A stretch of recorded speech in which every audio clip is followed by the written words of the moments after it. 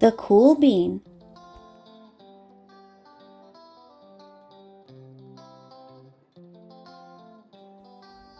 Written by Jory John and illustrations by Pete Oswald. Beanside Elementary School. Watch out, here come the cool beans. The cool beans. Oh yeah, check out how they move. Look at the way they swagger. Notice their sunglasses. Yow! The cool beans are known all over school, from house to house, across town, beyond county lines. In the olden days, last year, we were all one big pot of beans. We were a mixed bag, but somehow it worked. Yup, those were the good old days. And then we stopped seeing each other as much. That's just how it is sometimes. You spend less time together, even though you're not totally sure why. I watched as the beans I knew so well, the beans from my own pod, became the cool beans. Oh, they were so cool. One of them could play the guitar. Cool. One of them could draw the best superheroes. Cool. One of them could jump higher than any bean I'd ever seen. Cool. Me? Well, I mostly stayed the same. Sure, I made some small changes. I wore sunglasses. Too big. I slicked my hair back. Too slick. I strutted around. Ow! I swaggered. Oof! I was still picked last for everything.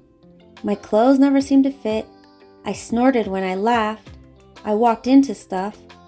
I was an uncool bean for sure. I started thinking of myself as just a common bean with no special skills. I couldn't compete, so I didn't even try. I'd never be a cool bean. It seemed like there were two types of beans in this world. There were the cool beans and the beans like me. The days all blended together. I lived my life and things were just okay. I took tests and ate lunches and mostly kept to myself. The cool beans continued being cool. I mean, sure, I miss them a bit, but it's not like I was going to say anything. I felt like all that coolness had gotten in the way of our friendship. And that's how it went. Until one day, I was in the cafeteria. I dropped my lunch on my loafers. Oh no, not again. But then something sort of miraculous happened. Out of nowhere, one of the cool beans helped me clean it up. He didn't even say anything. He just gave me a nod. That was it. Later, I was out on the playground. I tripped and scraped my knee and maybe cried a little bit, and everybody saw it. Another one of the cool beans came to my side. And without a word, he dusted me off. That afternoon, I was sitting in class. I wasn't really paying attention. I didn't notice, but our teacher had called on me. Everybody stared. I sat there in silence. Nobody said anything. And then, everybody just laughed at me. That was it.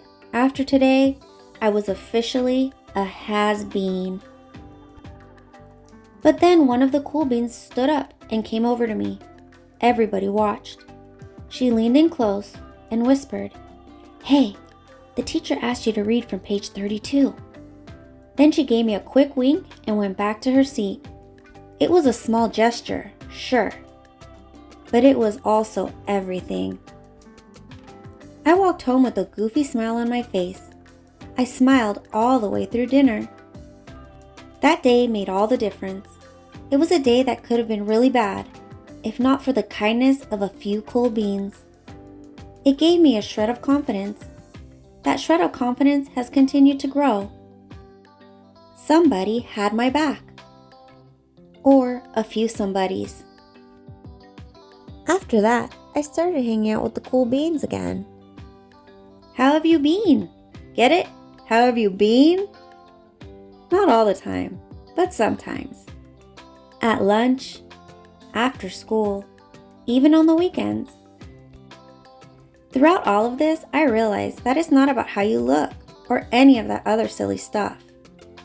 It's about a wink or a nod or a smile at just the right moment. It's about dusting somebody off, helping them up again, and pointing them in the right direction.